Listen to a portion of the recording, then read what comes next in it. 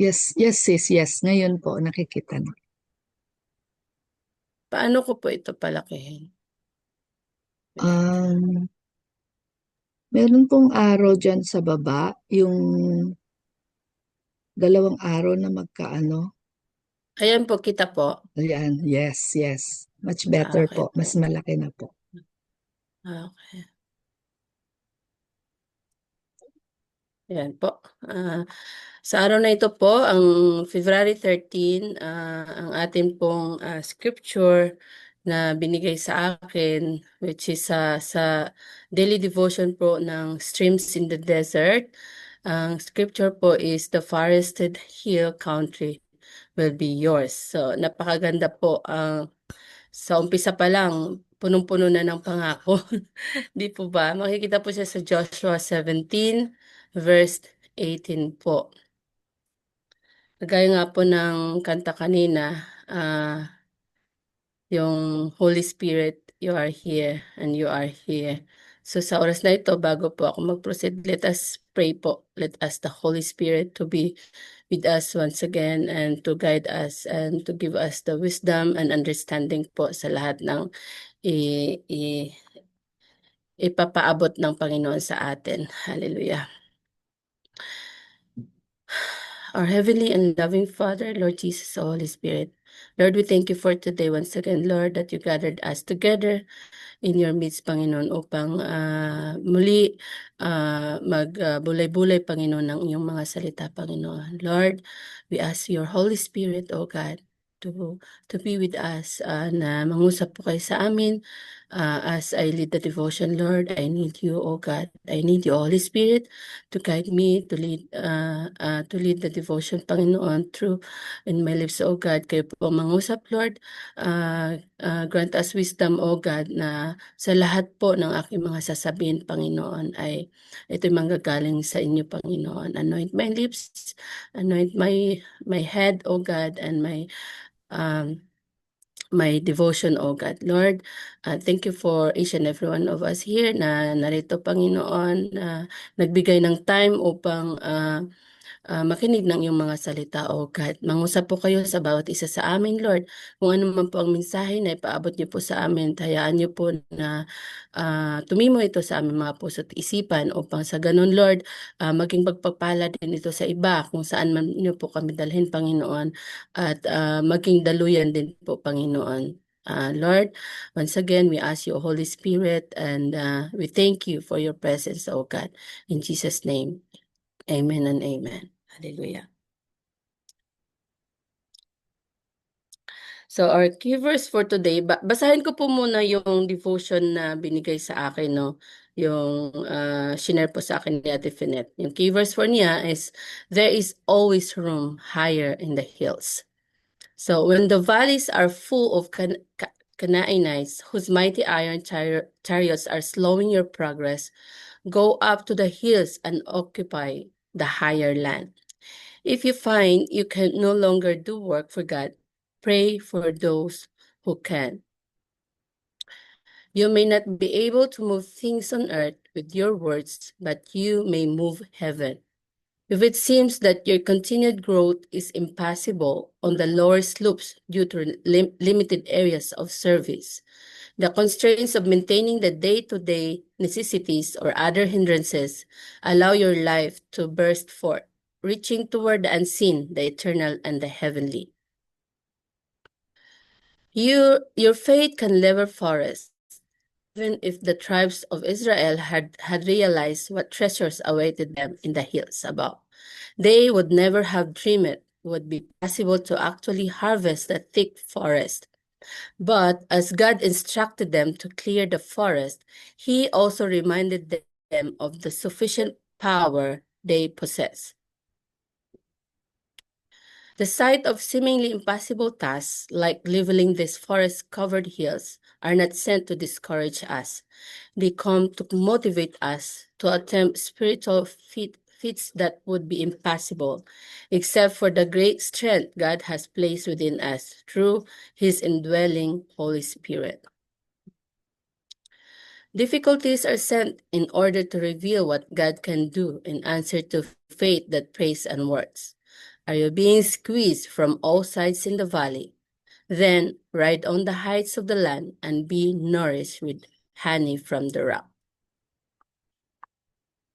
Gain wealth from the tourist loops that are now hidden by the forest. From daily devotional commentary, got any rivers, they say, are uncrossable. God got any mountains, they say, can't tunnel through. We specialize in the wholly impossible, doing the things they say you can't do. Song of the Panama Canal Builders. Hindi po pamilyar sa akin yung Panama Canal Builders. Anyway, let me continue po. This is my sharing po. Meron po siyang pamagat ng Occupying the Higher Land and subtitle Moving from the Valley of Problems to Height of Faith. So ano po siya based on Joshua 17:18. So the valley and the heights. So yung valley po is kung yung mga naranasan natin sa buhay at yung heights po is yung pananampalataya natin. So life offers us two places to live, the crowded valley or the open hills. Let's continue po. So the choice of paths. So the valley, a place where iron chariots, big problems, yung mga naranasan natin sa buhay is slow your progress and daily chores, squeeze your growth. Minsan po talaga yung mga problema natin, minsan nakakapagbigay sa atin ng kahinaan sa buhay. Kaya minsan yung kung ano-ano na lang ginagawa natin, mga kung may problema tayo sa pera, kung ano yung mga solusyon na ginagawa natin na minsan kaya tayo napapalpak dahil minsan sinasarili natin, hindi natin nilalapit sa Panginoon. At saka yung sila din po yung nagbibigay sa atin ng ah, yung hindi tayo, nagre-rebelde tayo, kumbaga. So, the hills, a place of higher land where there is always more room to grow toward the heavenly and the eternal. So, ito po yung hills, yung pananampalataya natin sa Panginoon. God inviting us to go to Him, kasi yung promise niya sa atin, yung sa atin, ibibigay niya lahat, di ba? Pag tayo ay lumalapit sa Kanya. Let's continue. So ang challenge po dito is move higher. Kasi may promise ang Panginoon, the forest and hill country will be yours. Yun yung pangako niya sa atin. Lahat ibibigay niya kung tayo ay lalapit lamang sa kanya. Sabi dito, when life feels squeezed or stuck in the valley, God has room for you on the higher ground. So, isa po dito sa challenge na binigay, face your chariots. Kasi minsan, yung problema, hindi natin kinakaharap, hindi natin, minsan, let's say for example, merong problema sa atin. Minsan, parang hindi natin ma-admit na may mali or something. Imbis na harapin natin na nang may pananampalataya sa Panginoon, ilapit natin sa Panginoon. Minsan hindi natin na nagagawa dahil kung ano-ano na lang yung mga solusyon na ginagawa natin or mga mga problema na patong-patong na kaya nagkakagulo yung buhay natin. Though the Canaanites have iron, you can drive them out. Lahat po nung yung mga problema na dumadating sa atin, magagawan po ng solusyon yon kung ilalapit po natin sa Panginoon. So don't let iron chariots scare problems slow your progress.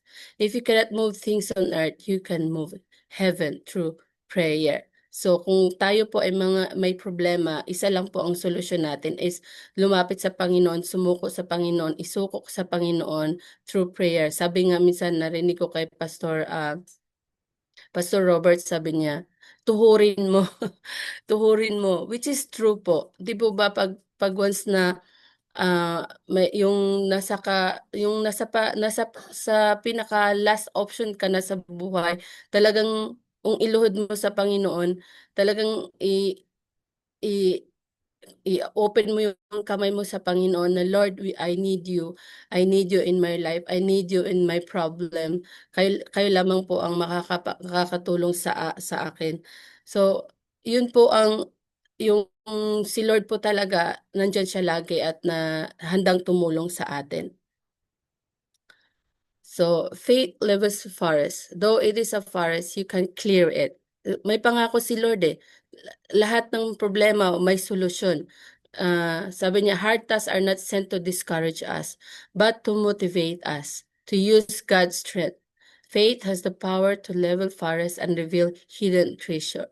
So ito yung ano, minsan yung mga problema, yung mga pagsubok natin, minsan may purpose din po siya, 'di ba? Minsan yung 'pag na-overcome natin siya, dun tayo lumalakas, dun tayo nagkakaroon ng, kalakasan sa pananampalataya dahil which is 'pag once na talagang inilapit mo sa Panginoon, yun yung dun ka lumalakas.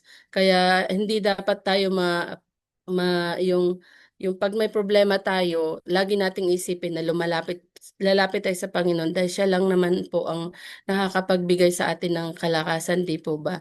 And yung 'pag once na tayo sa buhay natin lagi tayong nakakaranas ng problema. So, yung mga naranasan natin sa buhay, magkakaroon din tayo ng kalakasan na yung problema ko dati na bigat na-overcome ko yun. So, yung darating na problema or may mga taong problema, magagamit natin yun to encourage them na 'pag nilalapit natin sa Panginoon ang mga problema natin, siya lang po ang makakatulong sa atin. So the whole impossible through His indwelling Holy Spirit.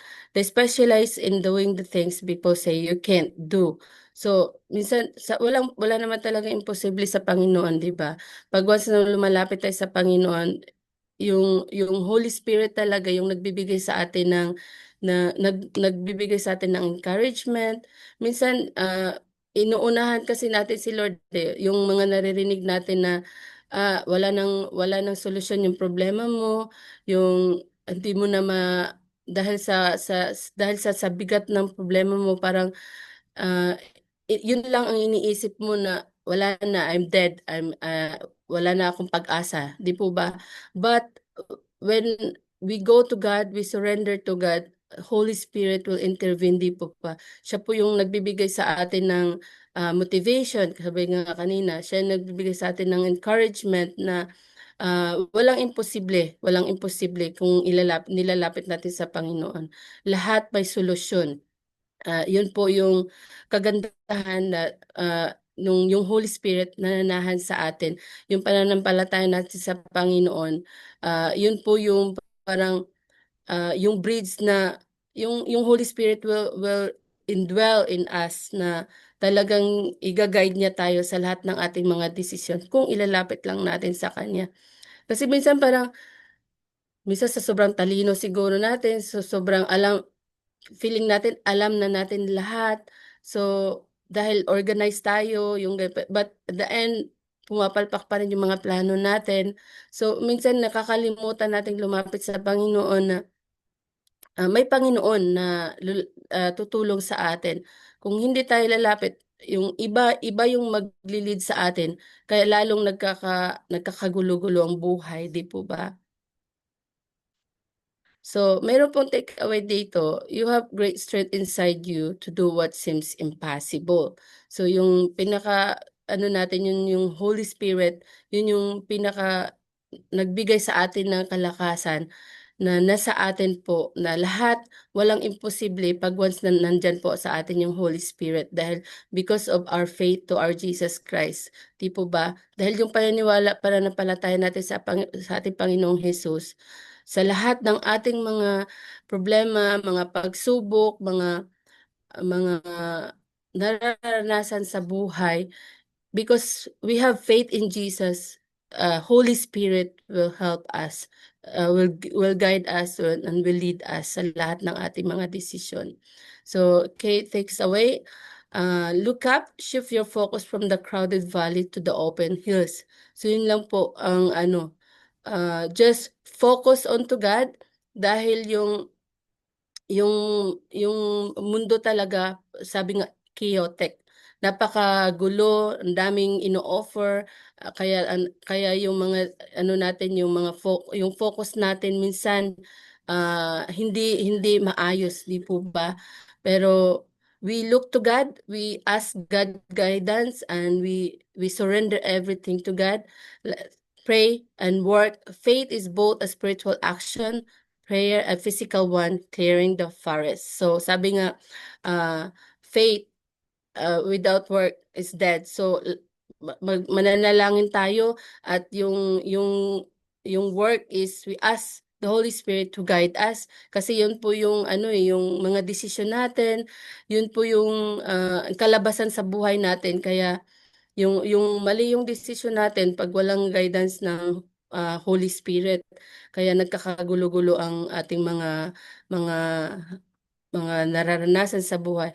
But sometimes God allow it, di po ba? Kasi may purpose po ang lahat. But if we see what is the purpose, then we can use it to glorify God. Minsan nga, na-share ko sa inyo dati, di ba, na yung nakulong ako dahil sa papers na sabi nila fina-falsificate ko, yung ano, pineke ko daw. So which is true, hindi naman totoo na pineke ko siya. So sabi ko, Lord, what is your purpose kung bakit ako narito? So minsan, yes, I was discouraged that time. But lumapit ako sa kanya at tinanong ko siya, "What is your purpose? Ba't nandito ako?" Na-discourage ako dahil yun nga, minsan gumagawa tayo ng kabutihan, or yung lahat ng ginagawa natin, gumagawa tayo para sa Panginoon. But still, we experience din yung mga hardship, yung um, mga injustice din po yun, kasi yung minsan nakulong din ako dahil sa yung sa problema naman ng may-ari ng salon na nilagay sa akin yung kaso, which is mali po yung ano, which is na-clear na po ako doon. So parang dumating tayo sa panahon na parang ang bigat-bigat na ah, hindi natin kaya, which is minsan talaga naranasan natin yon nung mga time after pandemic. Nagkaroon po ako ng alopecia. Ilang ano po dito sa ulo ko na walang buhok, dahil ang sabi ng doktor, yung immune system ko daw lumalaban daw sa ano, yung stress, lumalaban sa ewan ko, basta ganon. Sabi, stress daw po yun. So, yun nga, minsan meron tayong pananampalataya, but yung katawan natin nagre-react. But God gave me wisdom kung paano po siya. Binigyan po ako ng blessing ng doktor na in-injectionan po ako. So, bumalik na po siya. So, yun, kung yung panahon na yun, na down ako, kung ako lang siguro, kung ako lang sa decision ko or something, mabigat po 'yun. Parang siguro yung iba kaya minsan yung nagpapakamatay or kung ano-ano na lang ginagawa sa buhay dahil kulang sila sa pananampalataya. So importante po yung panalangin, at yung kunwari yung mga gawain sa church. Nakakatulong din po siya na nagpabigay ng kalakasan sa akin, yung gano'n, yung hindi ka mawala sa landas, kasi isa din po siya sa guidance. Kasi kung magmukmok lamang tayo 'pag may problema, sinasarili natin, iba po yung spirit na binibigay sa atin sa mundo po. So, yun po yung manalangin tayo, at yung pananampalataya natin at yung gawa natin para sa Panginoon ay yun po din pong makakatulong sa atin kung paano po natin ma-overcome lahat ng mga obstacles sa buhay natin. So expect the impossible. Trust that God can make a way through uncrossable rivers and unmovable mountains. So expect, if we go to God, we look to God, we pray, and we continue doing the work of God, expect the impossible thing. Minsan nga sasabihin ko, Lord, na-overcome ko yun kasi nung time na yun parang ang bigat-bigat talaga. Yung sabi ko, ba't kaya ganito? Tapos minsan sinisisi pa natin yung ibang tao na parang hindi ka kino-comfort or something, parang nag-iisa ka lang, yung gano'n. But hindi mo alam pala na hinayaan ka lang pala ni Lord na yung magkaroon ka ng peace or something na ah lumapit sa kanya, lumuhod. Naranasan niyo na pa ba yung may problema kayo na talagang lumuhod kayo sa Panginoon at umiyak at talagang itinaas mo yung mga kamay mo na, "Lord, I need you in my life," yung gano'n. Kaya ngayon 'pag once na meron tayong mga nararanasan, parang parang nandiyan lang siya, yung problema natin nandiyan lang siya, but because we have God, meron na tayong, ah, yung ginawa natin dati na talagang inilapit natin sa Panginoon, yung trust automatic na, eh, yung si Lord lagi natin sinasabi na si Lord ang bahala, may gagawin si Lord and, ah, alam mo na hindi ka pababayaan ni Lord. So, yung pagtitiwala natin sa Panginoon, yun po yung mga imposible, ah, posible na sa 'pag once na lapit natin sa Panginoon kasi nothing is impossible nga sa Panginoon, 'di ba? So, dito po sa Joshua 17, "The hill country will be yours. You will clear it and take it. Even though the enemy is strong, you will overcome it." Minsan parang parang ano, ang bigat 'di po ba? Parang pasan mo na ang mundo, pero may pangako si Lord na 'pag once na ilapit mo sa kanya, s talagang yung kapayapaan, yung joy mananatili pa din sa'yo, um, yung mga tao na nakapaligid sa'yo, blessing din po yun, 'di ba? Yun yung ano, yun yung mga pangako niya sa atin na hindi niya tayo iiwan, lahat ibibigay niya, lahat ng resources. Yung problema, obstacles yun na nagpapahina sa atin. Sabi di po ba, yung minsan nagbibigay sa atin ng kahinaan or parang, ah, humihila sa atin pababa, di po ba? Pero, yung kababaang loob na inilapit natin sa Panginoon ang lahat, talagang ibibigay niya lahat yun, palitan niya po yun ng, kapayapaan at yung joy na wala pong ibang magbibigay sa atin, kahit anong unos pa yan na dumadating sa atin. Kaya minsan nga 'pag once na may namatay, sabi nga minsan ni pastor, kasi recently may namatay sa ano namin, sa family. It's far po, parang, tatay po ng sister-in-law ko. So, nakita namin sila na parang okey lang, peaceful sila because they have Jesus, 'di po ba? Ah, ma Iiyak ka, malulungkot, but because we have Jesus, we have this joy inside in our heart. Kaya yung kalungkutan hindi siya mananatili. Iiyak tayo, normal yun, 'di po ba?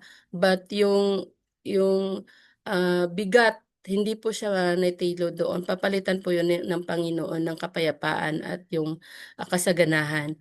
So, God calls us to higher ground and He gives us victory. Yun yung pangako ng Panginoon na 'pag once na tayo ay lumalapit sa Kanya na may pananampalataya, He always gives us victory, and we already experience it and we witness it, and lahat ng ating mga pinagdadaanan, walang imposible sa Panginoon.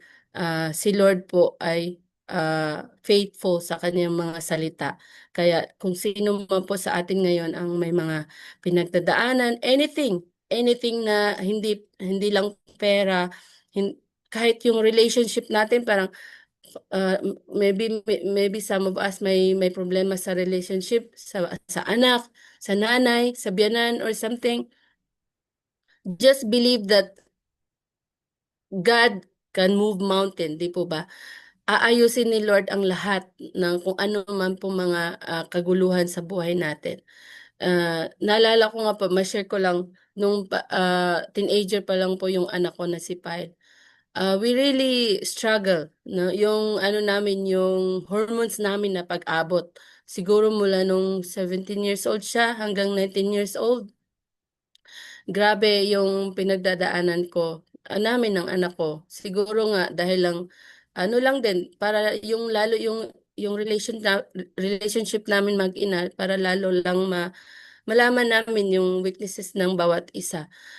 Ah, Kami ng asawa ko, we really ano, do prayer. Lahat naman tayo, di po ba? Yung mga anak natin, nilalapit natin sa Panginoon. We lay hands on them where they are sleeping, and we really declare blessing be upon them. And then yung talagang sabi nga, tinutuhod natin, kumbaga niluluhod natin sa Panginoon. Alam mo po, nung nasa Pinas yung anak ko, tapos pumunta siya dito nung Pasko, I really praise the Lord. Na sabi ko, Lord, talagang yung faith can move mountain talaga. Pag inilapit mo sa Panginoon, walang imposible. Ngayon yung anak ko, kahit wala kami doon, alam mo yun, yung patuloy siyang nagsiserve sa Panginoon. Yung nakikita ko yung growth niya spiritually, na kahit walang sabihin natin as anak siya ng pastor, walang ganun. God use him for his honor and for his glory. Na first time ko po na witness ang anak ko na mag-lead ng praise and worship. And dati pag iniyaya ko siya sa church na mag-play ka na ganito ganyan, one time sinabi, hindi ko to sinasira ng anak ko, it's just a testimony na talagang minsan inaalaw lang ni Lord. Sabi niya, it's not my passion. Sabi ko, playing the church, playing in the church, it's not about your passion. It's about God, glorifying God na kung anong meron tayo. It's not about us, it's about Him, na yung kabutihan ng Panginoon sa atin, lahat ibibigay natin just for His honor and for His glory. It's not about yung natin, yung kakayahan or yung happiness natin. Sabi ko nang ganun sa kanya. But really, na-learn ko lang na pagdating sa anak talaga, uh, kahit ayaw niya, kasi ginawa namin yun sa anak namin eh. Kasi susunod naman siya pag once na sinabi mo, uh, Saturday, it's your church day, no friends day. After you can go and you need to serve God with your talent, whatever you have. Kahit hindi niya passion, i-push mo pa din siya. Yun po ang naranasan ko sa anak ko dati na parang ang bigat-bigat din. Then I praise the Lord na ngayon kung saan man siya ngayon, the way siya mag-share, the way siya mananalita, ah, yung wisdom ni Lord na sa kanya. Sasabi ko nga, Lord, thank you.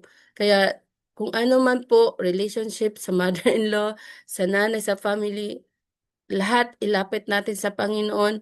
Si Lord po ang mag-aayos ng lahat. Yun lang po, and let me share this song po.